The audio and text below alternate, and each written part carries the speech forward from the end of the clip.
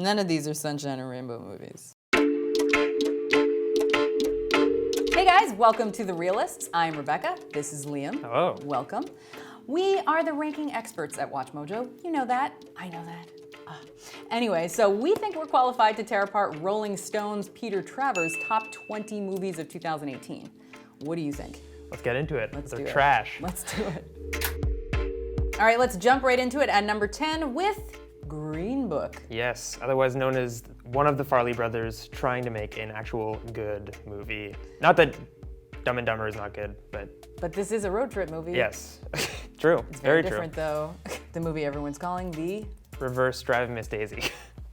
Do we think it deserves to be on the list at all? I And if don't. so, I feel like it's a movie that kind of comes out every year. It's a bit of a safe choice and it's a bit of a boring choice. It kind of made some safe choices with not really going into how terrible things could be in the scenario they were in. I feel like in a year's time we won't be talking about this movie, which kind of sucks, but because it is great. But I mean, I know, but am I talking about any of the movies from last year? True. What came out last year?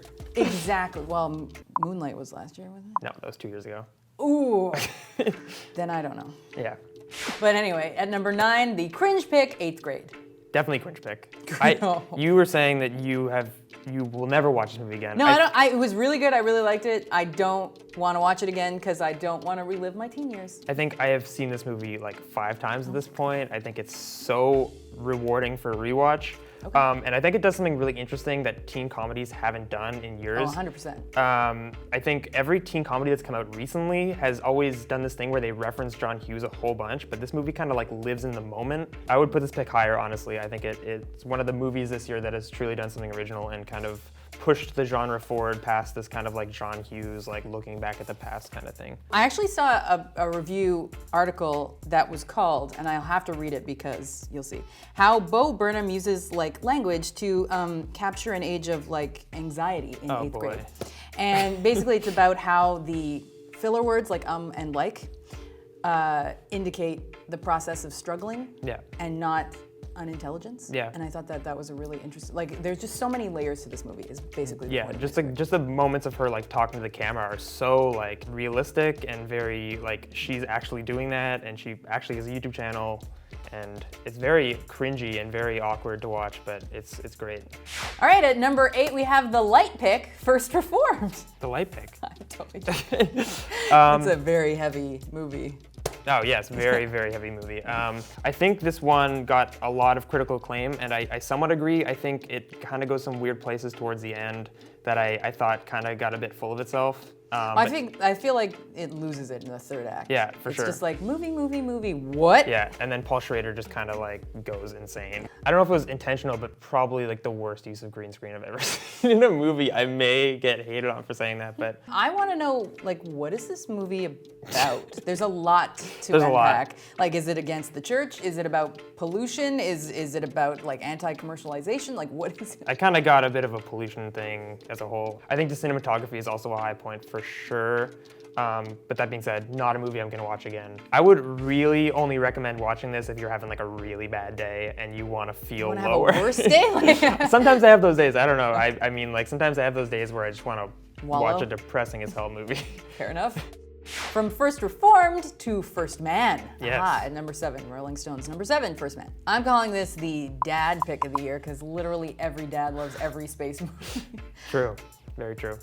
My dad doesn't like space movies. Whatever.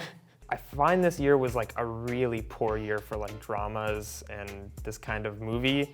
It's just kind of boring, and especially the fact that this came after like La La Land and like Whiplash. I find Damien Chazelle is definitely capable of much more, and it's kind of just like disappointing. It's a fine movie, and the performances are all great. Yeah, it's a safe pick. Like, come on, obviously the space movie's gonna be good. Like, I think in 2018 for like a biopic, you kind of have to go big and you have to kind of do something different. And I find this movie just didn't really hit that for me. Yeah, I mean, it's no Apollo 13. True. At number 6 on Rolling Stone's list, actually it's Peter Travers' list, but whatever, is If Beale Street Could Talk. I love this pick. I think Barry Jenkins is doing something really interesting with his filmography. I think he's quickly becoming like a standout voice for like this generation. I think it's got one of the best scores of the year. I was listening to it earlier this morning, and it was beautiful. Almost brought a tear to my eye. Oh, I thought you meant like a Rotten Tomato score. You meant musical score. Oh, Cool. okay. It's got one of the best scores of the year. It's not as black and whitely a race movie as like a Black Klansman, because it's really just about, you know, politics and love and survival and this relationship yeah, between the two of them. exactly, and just, you know, overcoming obstacles and that kind of thing. Yeah. Regina King. Yes, amazing. Great Fine. performances. Yeah, she finally got that. Anyway, Oscar. Oscar, very well deserved. Well, sorry. It will be. It will be well deserved when she wins it. All right, at number 5 is Spike Lee's return to form. Not that he was out of form, but whatever, Black Klansman. I love this movie. I think it has probably one of the most ballsy endings in recent memory. Similar, Like the Trump thing?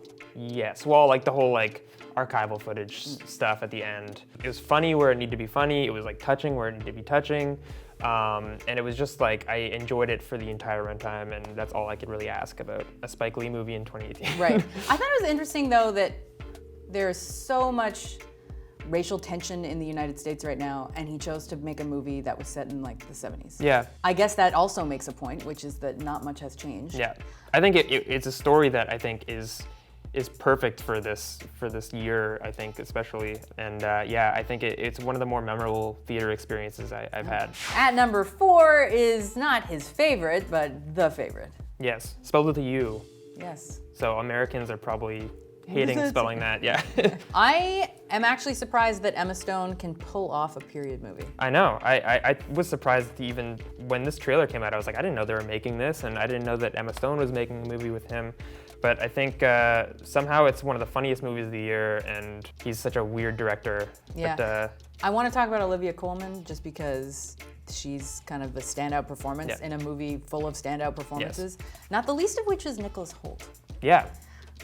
Weird. Nicholas Hoult is one of those people that just keeps popping up everywhere, and he always impresses me. He's just one of those guys who comes in and he does his job and he does job. it well, and you don't really notice. you're like, but oh, it's like this really guy. good. Yeah, exactly.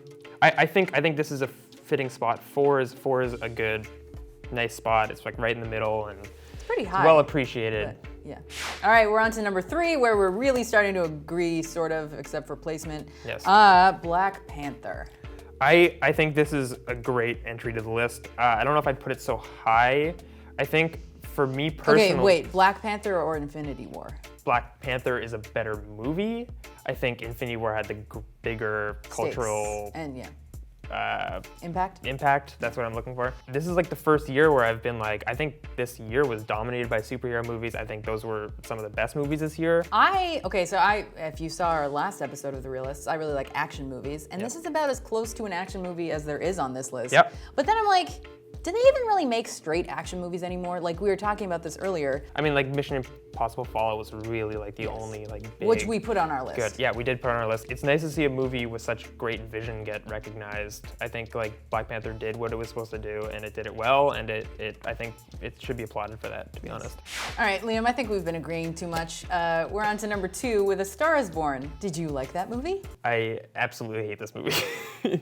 I think this movie is way too high. I don't think it's deserving to be on a top 10 list of any sort other than We'd put it at number 3 on ours. overrated movies. I don't know. Bradley Cooper kind of just like doesn't get the directing thing. There was a director's roundtable that happened recently, and Bradley Cooper's trying to describe like his vision for this movie, and it comes out so poorly. He's like, I just wanted to get to the crux of like a relationship and like growing up with traumas, but like it just like is not worded well, and it just doesn't make sense. But does that, because he's not articulate, he's a bad director? No, I don't know. The performances in this movie are being talked so highly, but I find they never really got like time to breathe. It's edited so quickly and so like choppy. I disagree with that, because the scene where they're like at the beginning where they first meet and they're having that like night, I find that scene where they're kind of like in the parking lot, it's exactly them letting it breathe. I find in 2018, if this is the kind of movie we're praising, I don't know if we're getting anywhere. I don't know. I couldn't really disagree more. I've been getting a lot of hate for saying this, but I think A Star is Born is overrated. I came out of the theater being like, is Lady Gaga okay? Really? Yeah, because I was just like, is this autobiographical for her? I just find it has no bearing on this list at all. Yeah, it's no Hereditary. Ooh, that one hurt. All right, at number 1 is WatchMojo's number 5, Roma. I think this movie is very great, and I think it is Very great, not just very very great. It's really very great.